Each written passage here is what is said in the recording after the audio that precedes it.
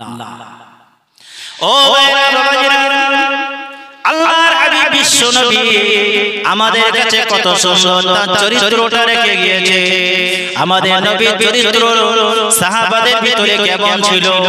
আল্লাহ নবী সাহাবা হযরত ওমর ফারুক রাদিয়াল্লাহু তাআলা আনহু জীবন ইতিহাসকে একটু পড়ে দেখুন। বিশ্ব নবী সাহাবা হযরত ওমর ফারুক রাদিয়াল্লাহু তাআলা আনহু তিনি তানার কোস্তানা তিনি যখন গভর্নর হয়েছিলেন মদিনার, ওই সময় মদিনার মানুষদেরকে ডেকে বলেছিলেন, ও মদিনার মানুষেরা, তোমরা আমাকে নেতা বলবে না, তোমরা আমাকে মালিক মাহাজন বলে ডাকবে না, তোমরা আমাকে খবরদার নেতা বলে ডাকবে না। আমি তোমাদের সেবক, আমি তোমাদের সেবক হিসাবে, আমি তোমাদের একটা ভালো পথ দেখানো প্রতীক হিসাবে আছি। আমাকে কেউ যেন নেতা বলে ডাকবে না। ইয়ামান দেশ থেকে একজন লোক আসলো, রোমান দেশ থেকে একজন লোক আসলো, এই মদিনাবাসীদের কাছে জিজ্ঞাসা করলো, ও মদিনাবাসী, বলো না তোমাদের নেতা কোথায়, তোমাদের নেতার সঙ্গে একটু কথা বলবো। ওই সময় মদিনার আনসারীরা বলেছিল, ও রোমানের বাদশা, রোমানের নেতারা, মনে রাখো আমাদের নেতাকে তোমরা নেতা বলে দেখো না। আমাদের নেতা যদি একবার জানতে পারে আমরা তাই নেতা বলে ডাকি না, তিনি হলেন আমাদের সেবক, তিনি আমাদেরকে বলেন আমাকে নেতা বলবে না, আমির বলবে না, বাদশা বলবে না, আমাকে তোমাদের মতো দেখবে এবং আমার জন্য তোমরা অবশ্যই আমার কাছে দোয়া করবে। আমার ভিতরে যেন কোনো প্রকার অহমিকা যেন পয়দা না করে দেয়, কোন রকম অহমিকা, কোন গর্ব এমন যেন আমার ভিতরে না হয়। ওই সময় মদিনার আনসারী হযরত ওমর রাদিয়াল্লাহু তাআলা কে খুঁজতে বার হয়েছে, কোথায় আমাদের নেতা, কোথায় গিয়েছে একটু খুঁজতে যায়। এমন সময় খুঁজতে খুঁজতে দেখতে পেলেন মদিনার মরুভূমিতে হযরত ওমর রাদিয়াল্লাহু তাআলা আনহু বালিতে শুয়ে আছে। ওই সময় গিয়ে বললেন, ও আমাদের নেতা, ও আমাদের বাদশা, আপনাকে আমি বাদশা বলতে পারি না, আপনাকে আমি নেতা বলতে পারি না, কিন্তু রোমান থেকে কিছু মানুষ এসেছে, তারা আপনাকে বাদশা নেতা বলে আখ্যায়িত করেছে, আমি তাদেরকে মানা করেছি বটে, কিন্তু আপনাকে আমরা কি বলে ডাকবো জানি না, তবে আপনি আমাদেরকে সেবক বলে ডাকতে বলেছেন, আপনি মদিনার সেবক, অবশ্যই আপনাকে আমি একটু আহ্বান করতে এসেছি, ডাকতে এসেছি, কিন্তু আপনাকে কি বলে ডাকবো বুঝতে পারি না। ও বাদশা, আপনাকে তারা তল্লাশ করেছে, আপনাকে তারা খুঁজেছে, কারণ জানি না। ওই সময় ওমর রাদিয়াল্লাহু তাআলা বলেছিলেন, দেখো আমাকে নেতা বলো না, আমাকে আমির বলো না, আমাকে বাদশা বলো না, প্রয়োজন হলে আমাকে নাম ধরে ডাকবে, না হলে ভাই বলে আমাকে ডাকবে। কি দরকার, কিসের জন্য এসেছে তারা, তাদেরকে বসতে বলো মসজিদ নববীতে। আমি আমার উট হারিয়ে গিয়েছে, আমার উটটা আমি নিজে খুঁজতে বার হয়েছি, আমার উটটা হারিয়ে গেছে, আমার উটটা আমি নিজে খুঁজতেছি। আমরা আমাদের নেতা মুরব্বিদের দেখি যে কোনো কিছুর প্রয়োজন, কোনো কিছু হোক আর না হোক, আগে হুকুম জারি করে দেয়। একজন বাদশা নিজের উট হারিয়ে গেছে, তার নিজে খুঁজতে বার হয়েছে।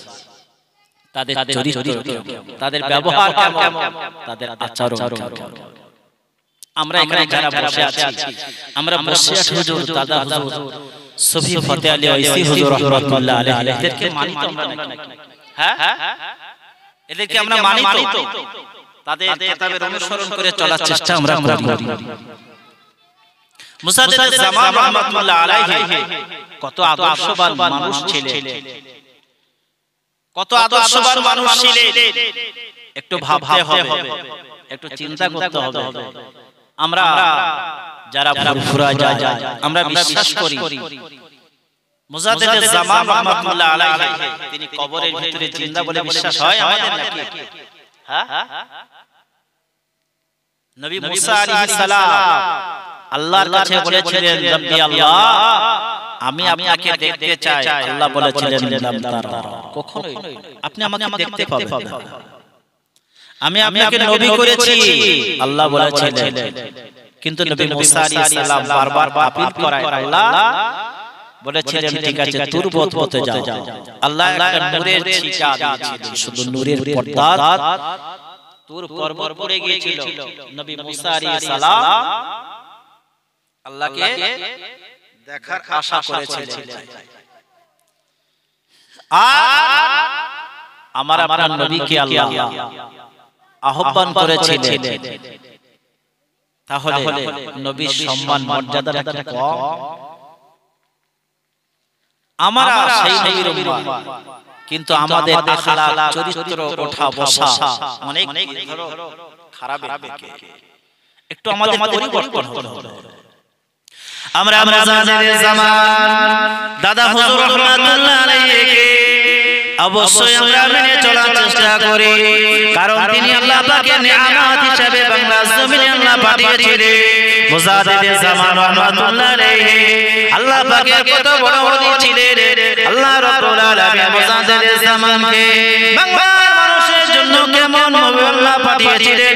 মুজাহিদের জামানকে আল্লাহ রাব্বুল আলামিন কত সম্মান কত মর্যাদা দিয়েছিলেন। তিনি দোয়া চাইলে আল্লাহ দোয়া কবুল করতেন, তিনি দোয়া চাইলে দোয়া কবুল হয়ে যেত। মুজাহিদের জামান রাহমাতুল্লাহ আলাইহি আল্লাহ পাকের একজন আশিক ওলিউল্লাহ ছিলেন, ওলিউল্লাহ ছিলেন। আমরা বিশ্বাস করি মুজাহিদের জামান রাহমাতুল্লাহ আলাইহি আল্লাহ রাব্বুল আলামিন কত বড় নিয়ামত করে পাঠিয়েছিলেন। তিনি আবার পায়া ছিলেন সুফি ফাতিয়ানি ওয়াইসি রাহমাতুল্লাহ আলাইহি যাকে রাসূল নামা পীর বলা হয়। আল্লাহর ওলি সুফি ফাতিয়ানি ওয়াইসি রাহমাতুল্লাহ আলাইহি কত বড় আল্লাহ পাকের ওলি বান্দা ছিলেন। আমরা কি একবার ভেবেছি সুফি ফাতিয়ানি ওয়াইসি রাহমাতুল্লাহ আলাইহি যে কোনো সময় যে কোনো মুহূর্তে কতনা ভক্ত মুরিদদেরকে তিনি বিশ্ব নবী দিদার করিয়ে দিতে পারতেন। জোরে বলেন না সুবহানাল্লাহ। কত বড় আল্লাহর ওলি বান্দা ছিলেন যে তিনি রাসূলকে দেখিয়ে দিতে পারতেন। তানার হাতে বায়াত ছিলেন ফুরফুরা শরীফের মুজাদ্দিদ জামান রাহমাতুল্লাহ আলাইহি। মুজাদ্দিদ জামান রাহমাতুল্লাহ আলাইহি তিনি দোয়া চাইলে দোয়া কবুল হতো। সুফি ফাতিয়ানি ওয়াইসি রাহমাতুল্লাহ আলাইহি দোয়া চাইলে দোয়া কবুল হতো। বুসরাটির আল্লামা হুজুর রাহমাতুল্লাহ আলাইহি দোয়া চাইলে দোয়া কবুল হতো। নবী মুসা আলাইহিস সালাম আল্লাহর কাছে বলেছিলেন রব্বি আল্লাহ, আপনি যাদেরকে দুনিয়াতে পাঠাবে ওই হাবিবুল্লাহর উম্মতের ভিতরে কাদের সম্মান সবচেয়ে বেশি হবে?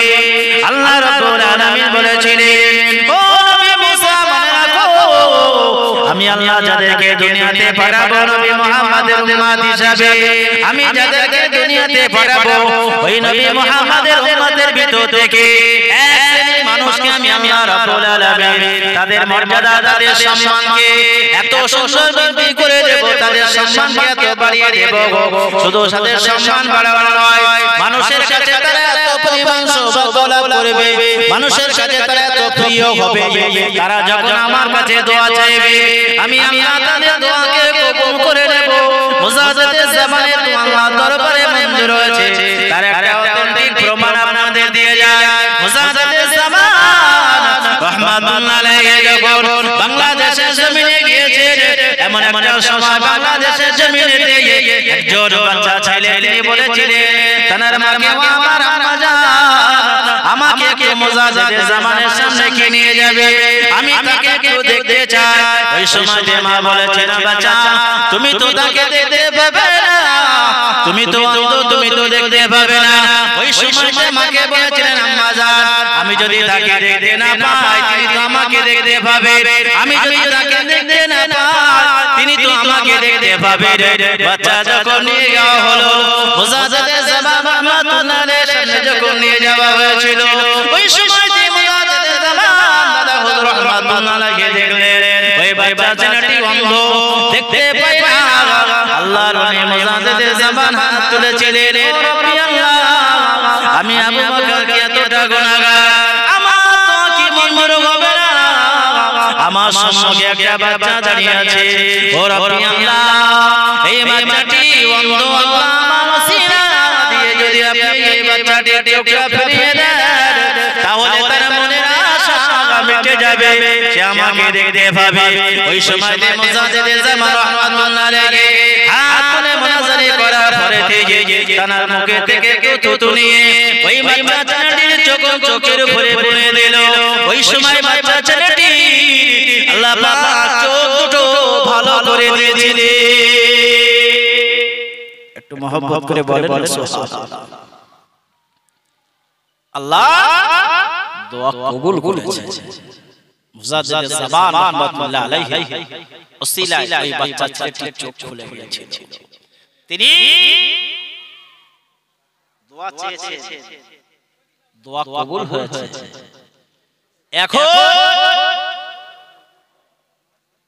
আলেম ওলামাদের অনেকে দোয়া চাই আমরা কিন্তু আল্লাহ নেয় আমরা বাহ্যিক দেখছি তো বেশিরভাগ সময় আমাদের দোয়া আল্লাহ নিচ্ছেন না ও ভাইরা আমার মনে রাখো মুজাদ্দিদে জামান রাহমাতুল্লাহ আলাইহি দোয়ার কবুল হয়েছিল একটু এগিয়ে যায় মুজাদ্দিদে জামান রাহমাতুল্লাহ আলাইহি হজে যাবে সকল মুরিদদেরকে ডাকলে ও আমার মুরিদ মুত্তাকিনা কারা আমার সাথে হজে যাবে আমি হজে নিয়ত করেছি আল্লামা হুজুর রাহমাতুল্লাহ আলাইহি দাদা হুজুরের কাছে গিয়ে বললেন হুজুর আমি আপনার সঙ্গে হজে যেতে চাই আল্লামা হুজুর গিয়েছিলেন অনেক বাবা মুরিদদেরকে নিয়ে আল্লামা হুজুর রাহমাতুল্লাহ আলাইহি সঙ্গী হয়ে মুজাদ্দিদে জামানের সাথে হজে চলে গিয়েছে আল্লাহর ওলি মুজাদ্দিদে জামান রাহমাতুল্লাহ আলাইহি হজে যাবার পরেতে কাবা শরীফের পাশে দাঁড়িয়ে দোয়া চেয়েছিলেন রব্বি আল্লাহ আমি বাংলার আবু বকর এসেছি আমি বাংলার আবু বকর এসেছি বড় আশা নিয়ে আল্লাহ আপনার দরবারে এসেছি আপনার কাবা আমি তওয়াফ করেছি রব্বি আল্লাহ আমার মনের বড় সাদ বড় ইচ্ছা আমি একটু আপনার হাবিব বিশ্ব নবীর মাজারের ভিতরে একটা রাত থাকতে চাই নবীকে কতটা ভালোবেসেছে নবীর মাজারে একটা রাত থাকতে চাই কাবা শরীফ তওয়াফ করে দোয়া চাচ্ছেন আল্লাহর কাছে দোয়া কবুল হয়েছে আল্লাহর ওলি মুজাদ্দিদে জামান রাহমাতুল্লাহ আলাইহি সারা রাত ধরে দোয়া চেয়েছেন আল্লাহর কাছে নামাজ পড়েছেন দোয়া চেয়েছেন কাবা শরীফের পাশে বসে বসে সকালবেলা চলে গেলেন বাদশার কাছে বাদশা নামদার আমি বাংলার আবু বকর এসেছি আমি বাংলার আবু বকর এসেছি আমার জন্য কি একটা রাত পারমিশন দেওয়া যাবে আমি বিশ্ব নবীর মাজারে থাকতে চাই ওই সময়তে বাদশা নামদার বলেছিল না আমি আপনাকে চিনি না আমি বিশ্ব নবীর মাজারে থাকতে দিতে পারবো না কারণ জন্য বিশ্ব নবীর মাজারে রাতে থাকা পারমিশন দেওয়া হয় না দিনের বেলা কিছু সময় মানুষকে যেতে দেওয়া হয় কিন্তু সবাইকে নয় আর আমি আপনাকে চিনি না জানি না আমি আপনাকে পারমিশন দিতে পারবো না ওই সময় যে বান্দা হুজুর রাহমাতুল্লাহ আলাইহি দাদা হুজুর ফিরে চলে আসলেন আবার সেই দিনেতে রাতে আল্লাহর কাছে মুনাজারি করলেন কাঁদলেন রব্বি আল্লাহ আবু বকরকে এতটা গুনাহগার আবু বকরের দোয়া কি আপনার দরবারে মঞ্জুর হবে না ও আল্লাহ আবু বকরের আশা কি পূরণ হবে না তাহাজ্জুদে নবী কেঁদে দোয়া চেয়ে ফজরের নামাজের পর আবার চলে গিয়েছেন বাদশা দরবারে ওই সময়তে বাদশা দেখা বাপরে দাঁড়িয়ে আগিয়ে আসলেন হুজুর বেয়াদবি ক্ষমা করুন মাফ করুন হুজুর আমি আপনাকে চিনি না আমি আপনার সাথে বেয়াদবি করেছি আমি আপনাকে চিনি না জানি না হুজুর আমার ক্ষমা করবেন মাফ করবেন আমি আপনাকে কি পারমিশন দেব খোদ বিশ্ব নবী রাসূলুল্লাহ আমার কাছে ফজরের ওয়াক্তে আল্লাহর নবী আমাকে স্বপ্নে জানিয়ে গিয়েছে আমার বাংলার আবু বকর এসেছে অবশ্যই তাকে একটা রাত আমার কাছে থাকার পারমিশনটা দিয়ে দাও একটু জোরে বলেন সুবহানাল্লাহ একটু মহব্বত করে বলে আমরা সেই ওলিদের ভালোবাসা মহব্বত করি বিশ্ব নবী কতটা ভালোবেসেছেন, মহব্বত করেছেন, আল্লাহ পাওয়ার জন্য কতটা মেহনত করেছেন, আল্লাহ দোয়া করেছেন। তারপরে দে সারা রাত নবী রওজায় থেকে যখন ফজরের ওয়াক্তে বার হয়ে আসে, দাদা হুজুর রাহমাতুল্লাহ আলাইহি কাঁদছে। ভক্ত মুরিদানেরা বলেন, হুজুর আপনি কাঁদছেন কেন? আল্লাহ তো আপনার দোয়া কবুল করেছে। ওই সময় দাদা হুজুর বলেছিলেন, আমি শুকরগুজার বান্দা হচ্ছি, আমি আল্লাহর শুকরগুজার বান্দা হতে চাই, আমি আল্লাহর কাছে গেছি, আল্লাহ আমার আশা পূরণ করেছে। আমরা সেই ওলিদের ভালোবাসি, ওলিদের মহব্বত করি। আল্লাহ বলেছেন কোরআনে, লা খাউফুন আলাইহিম ওয়া লা হুম ইয়াহজানুন। ওই বান্দাদের ভয় নাই যারা আল্লাহকে ভয় করে। আমরা কি করছি? আমরা তাদের ভক্ত মুরিদ হয়েছি, আমরা মহব্বত করি, ভালোবাসি, কিন্তু সেই ভালোবাসা আমরা দিতে পারি। ভালোবাসা হবে, মহব্বত করতে হবে, ভালোবাসার মতো। মুজাদ্দিদ জামান রাহমাতুল্লাহ আলাইহি ভালোবেসেছিলেন, ভালোবাসার মতো। তারা এক একজন বড় বড় খলিফা হয়েছিলেন, আল্লাহর প্রিয় বান্দা হয়েছিলেন। ভাইরা আমার, আমরা কি করছি? ও ভাইরা মুরব্বিয়ানেরা, ও জওয়ান যুবক ভাইরা, মনে রাখো, আমি আপনাদের গ্রামের সন্তান আপনাদের কাছে বলে যাই, আমরা যদি অবশ্যই আমরা রুলিয়া বান্দাদের ভালোবাসি, মহব্বত করি, অবশ্যই আমরা একদিন তাদের সঙ্গে আল্লাহ আমাদেরকে আসর নসর করবে। আমরা ভালোবাসার মতো ভালোবাসতে হবে। আব্দুল্লাহ মুবারকপুরি রাহমাতুল্লাহ আলাইহি কতটা ভালোবেসেছিলেন একবার ভাবতে হবে। তিনি মুসনাদা হুজুরকে কতটা মহব্বত করতেন, ভালোবাসতেন।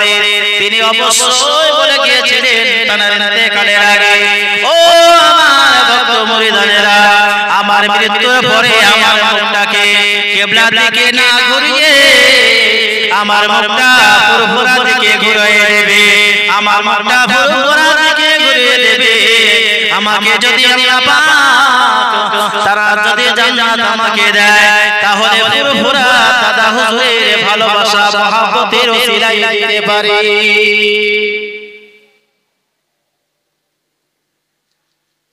এইরকম ভালোবাসা আমরা ভালোবাসার জায়গা করতে পারি, আমরা ভালোবাসার জায়গা করতে পারি। আমরা নামাজ পড়ি, নামাজের মতো আমরা রোজা করি, রোজা করার মতো রোজা করি। কেউ খারাপ বলে সেই আশা, আল্লাহ সন্তুষ্টির আশায় রোজা রাখতে হয়, আল্লাহ রাজি করার আশায়, আল্লাহকে ভালোবাসা, আল্লাহকে হুকুমগুলো মেনে চলা, এটা নিয়ে একবার ভাবতে হবে যে আমি কতটা কি করছি। কিন্তু কতটা মেনে চলছি। আমরা শুধু ভাবি যে আমরা যা পাপ করছি হয়তো আল্লাহ জানেন না। আল্লাহ বলেছেন, লা তাকনাতু মির রাহমাতিল্লাহ, বান্দা আমার রহমত থেকে নিরাশ হয়ো না। এই আশাটা সোজা রাখতে হবে।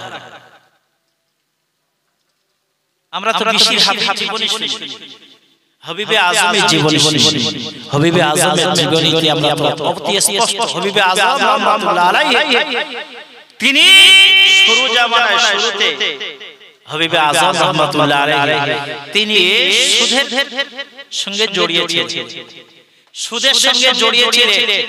তিনি বেশিরভাগের বাড়ি থেকে সুদের টাকা নিতেন, তিনি টাকা ধার দিতেন, মাল দিতেন, তার বদলে সুদ নিতেন। হাবিবে আজমের জীবনীতে আছে তিনি সুদের সঙ্গে জড়িয়েছিলেন। একটা দিন হঠাৎ তিনি একজনের বাড়িতে গিয়েছেন, গিয়ে বললেন, আজকে তোমাকে কিছু দিতেই হবে, কিছু দিতেই হবে। তিনি বলেছিলেন, আজকে আমার বাড়িতে একটু গোশত নিয়ে এসেছি, এই গোশত আমার বাচ্চাদের খাওয়ার জন্য, আজকে রাত দিতে পারবো। ও ভাইরা মুরব্বিয়ানেরা, হাবিবে আজম রাহমাতুল্লাহ আলাইহি ওই সময়তে বাড়ি মানে কে বলেছিল, না না ওই গোশত আমাকে দিয়ে দাও, গোশত আমাকে দিয়ে দাও, সুদের বদলে, টাকার বদলে আমাকে ওই গোশ দিয়ে দাও। ওই গোশ নিয়ে চলে গেলে বাড়িতে গিয়ে রান্না করলেন। খাওয়া দাওয়ার সময় দেখতে পাওয়া গেল হাবিবে আজমের স্ত্রী বললেন, আমি তো গোশ রান্না করেছি, কিন্তু গোশের গোশ বদলে রান্না গোশের বদলে টাটকা রক্ত পাওয়া যায়। ও বাবাজিরা, হাবিবে আজম রাহমাতুল্লাহ আলাইহি আল্লাহর ওলি হয়ে গিয়েছিলেন। কেমন ভাবে দেখতে হবে, হাবিবে আজম আল্লাহ পাকের আরাধনার জন্য বেরিয়ে পড়লেন। আমার সৃষ্টিকর্তা আমার উপরে সন্তুষ্ট না।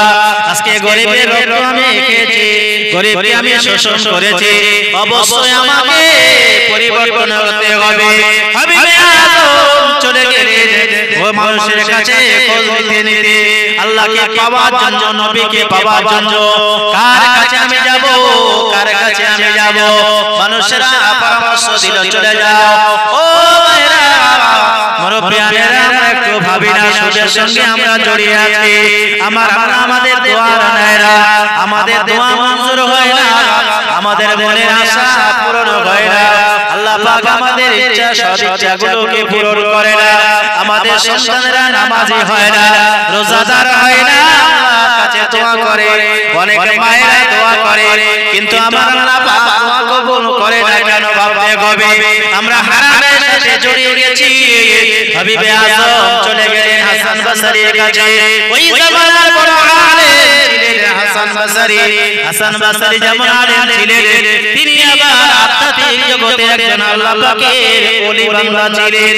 হাবিবে আজম চলে গেলেন হাসান বসরির কাছে গিয়ে বললেন, হুজুর আমার ক্ষমা করুন, মাফ করুন, আমার জন্য একটু আল্লাহর কাছে দোয়া চাইবে। আমি আপনার কাছ থেকে দিন শরিয়াত শিখতে চাই। আমি আল্লাহকে পাওয়ার জন্য, নবীকে পাওয়ার জন্য আপনার কাছে এসেছি। ওই সময়তে হাসান বসরি বলেছিলেন, ও হাবিবে আজম, তোমার জীবনের অপরাধ অন্যায়গুলোর জন্য তুমি আল্লাহর কাছে তওবা করবে, আল্লাহর কাছে ইস্তিগফার করবে। আমার আল্লাহ পাক দয়া করলে তোমার আমার আল্লাহ ক্ষমা করে দিতে পারে। আল্লাহ আমাকে অসীম দয়া। আল্লাহর কাছে বান্দা যখন দোয়া চায়, তওবা করে, মুসাদা করে, আল্লাহর কাছে যখন তওবা করে, আমার আল্লাহ তওবাকারীকে বড় ভালোবাসে। হাবিবে আজম কে আল্লাহ রাব্বুল আলামিন কত বড় মাহবুব বান্দা হয়েছিলেন। হাবিবে আজম আল্লাহর কাছে দোয়া চেয়েছে, তওবা করেছে।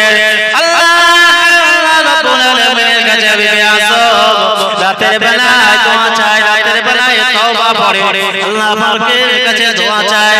কিন্তু আমরা জানি যারা রাজি খুশি করেছে বেশিরভাগ আলেম ওলামা, যারা সুফি দরবেশ, তারা আল্লাহকে যারা পেয়েছে রাতের বেলায় গভীর রাতে আল্লাহর কাছে কেঁদে কেঁদে পেয়েছে। হাবিবে আজম আল্লাহর কাছে দোয়া চায়, কিন্তু মনের আশা মেটে না, কারণ তিনি নামাজকে শুদ্ধভাবে পড়তে পারে না, কোরআন পড়তে শুদ্ধভাবে পারে না, মনের আশা মেটে না। না না না, আমাকে কোরআন শিখতে হবে, আমাকে নামাজটাকে ভালো করে পড়া শিখতে হবে। হাবিবে আজম চলে গেলেন হাসান বসরির কাছে। ও ভাই হাসান বসরি, আমাকে একটু কোরআন শিখিয়ে দেন, আমাকে একটু নামাজ ভালো করে পড়া শিখিয়ে দেন। আল্লাহর ওলি হাসান বসরি বলেছিলেন, হাবিবে আজম, তুমি যদি আল্লাহকে পেতে চাও, আল্লাহকে মহব্বত করতে চাও, নবীদেরকে যদি পেতে চাও, নবীকে যদি পেতে চাও, তাহলে তোমাকে প্রতিদিন আমার কাছে আসা লাগবে। হাবিবে আজম চিন্তা করে দেখলেন, আমার বাড়ি থেকে অনেকটা দূরে হাসান বসরির বাড়ি, না না, আমাকে বাড়ি ছাড়া হতে হবে। হাসান বসরি রাহমাতুল্লাহ আলাইহি বাড়ির কাছাকাছি একটা ছোট পেপারের তাবু বেঁধেছে। পেপারের তাবুর ভিতরে চলে আসলেন। বাড়ি ছিল খুব সুন্দর বড় বাড়ি, কিন্তু বাড়ি ঘর সব মানুষকে বিলীন করে দিয়ে, মানুষের কাছে বিলি করে দিয়ে, নিজের সম্পদগুলো লোকের কাছে বিলি করে দিয়েছে, শুধুমাত্র আল্লাহকে পাওয়ার জন্য, নবীকে পাওয়ার জন্য, আল্লাহ পাকের আশিক বান্দা হওয়ার জন্য। আল্লাহর ওলি হাসান বসরির কাছাকাছি ঘর বানিয়ে প্রতিদিন যাওয়া আসা করে। আল্লাহ পাকের ওলি হাসান বসরি বললেন, হাবিবে আজম, যদি তুমি আল্লাহকে পেতে চাও, অবশ্যই প্রতিদিন রাতে আমার আল্লাহর কাছে কাঁদতে নিতে হবে। তবে আমার তিনটে ওসিয়াত তোমার জন্য। এক নাম্বার ওসিয়াত হলো তুমি জীবনে কখনো মিথ্যা কথা বলবে না। দুই নাম্বার ওসিয়াত হলো জীবনে কাউকে অহংকারের নজরে দেখবে না, কাউকে যেন তুমি হিংসা নজরে দেখবে না। তিন নাম্বার ওসিয়াত হলো জীবনে কখনো কারো পরনিন্দা করবে না।